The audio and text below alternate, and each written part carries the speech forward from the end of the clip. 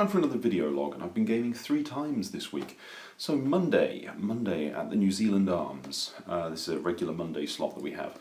Going back a little way, I was thinking about games that don't get played, the ones that never make it to the table.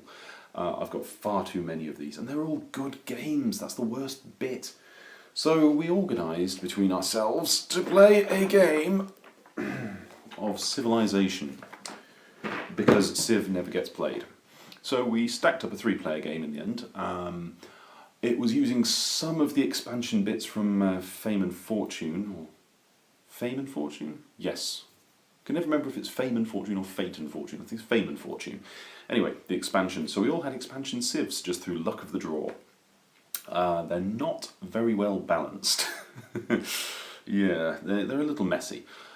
So the game went well. I really enjoyed it. I'd forgotten how much I like playing Civ. It really does feel like playing the video game. There's a few minor niggles, but to be honest, it was a tentative game. I had 2 new players.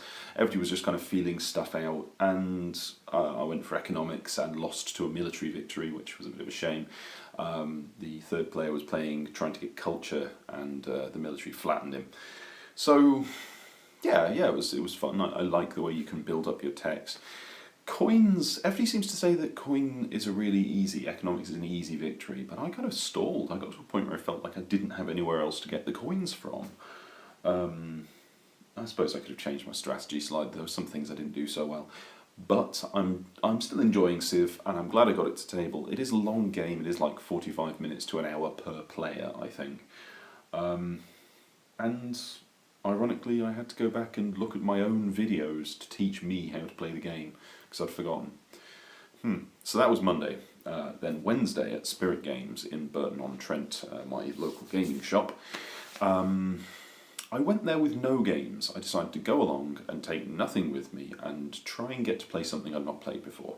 I always like to try and play something new and give myself a bit more experience. And I got to play a game that everybody else already knows about and has played to death, Stone Age.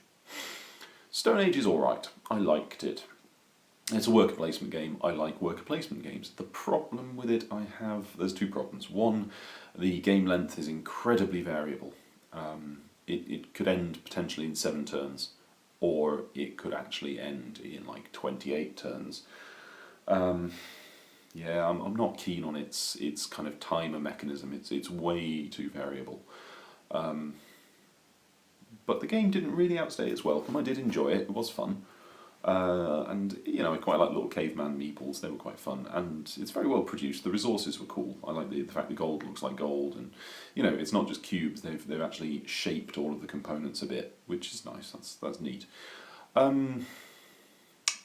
Then the other thing I didn't like, and this happens in a few Euro games, you get to the end, then you've got to do scoring, and people reveal hidden cards that they've bought. I mean, if you've got a good memory, you could have remembered what everybody was buying and tried to stop them buying any more. But it's when people put down, I've got this card, this card, this card, and this card, and that gives me like 78 points, and you're like, what? I'm not keen on games that score out of nowhere. And like I say, if you're cleverer than me, you might be able to keep an eye on what people are picking and perhaps stop them getting other cards. But I felt like I was doing quite well collecting a set of cards, and it wasn't enough. I don't like the games that score right at the end, because you don't really know how well you're doing, and then all of a sudden somebody wins and somebody else goes from last place into first, and somebody else, I just don't like that whole, oh, so that's how the game went kind of thing. You feel like you don't know how well you did until it all happens at the end, and by that time I've played the game, so I've kind of lost interest a bit. Yeah, niggle with the scoring mechanics and the game length, but I enjoyed Stone Age, that was alright. And I got to have a good look at the new X-Wing ships. Oh, lovely, I'll come back to that. Last on the list was Thursday at the Furnace, which is another pub in Derby where we run a games event on the 3rd Thursday of every month. The Furnace is a lovely, lovely little place. Absolutely love it there. I'd like to be there right now. So we played a game of Kingdom Builder with a couple of the nomadic tiles in, and the nomadic expansion adds a bit. It's nice, it's more of the same, but a little bit more kind of tricksy. Yeah, so that was a good game. Did enjoy it. Did all right in that. Yeah, Kingdom Builder still one I'm really happy with as a nice opener or closer to the night. Then we barreled into Spartacus. I have a copy of Spartacus and I have the expansion, so we played 5 players. Oh god, I really like how the game plays. I really hate how the game ends. It's always an anticlimax. It's always a damp squib. It's never blood and thunder. It's always, I was last in the turn order. I had the cards I needed to get the influence I needed to win. And it kind of went like this. Can anybody stop me? No. I'll do this, this and this and I've won. It's so boring to win like that. It's such a hollow victory. Everybody just kind of has a look on their face like, so all this was for that then. And they're right. That's the worst bit. Spartacus should be a game where you're fighting to the last moment, where you're being a bastard and playing your cards and slashing people up in the arena, and it should be really, really intense, down to the wire, and it just kind of just goes, and that's it. That's all you get. That's Spartacus ending. I don't like it. The game itself's great. The ending needs some work. I'd like to find a way of perhaps retconning it a little to, if it factored in your assets, like how many slaves and gladiators and guards and money, as well as just who got the influence. It would just feel better.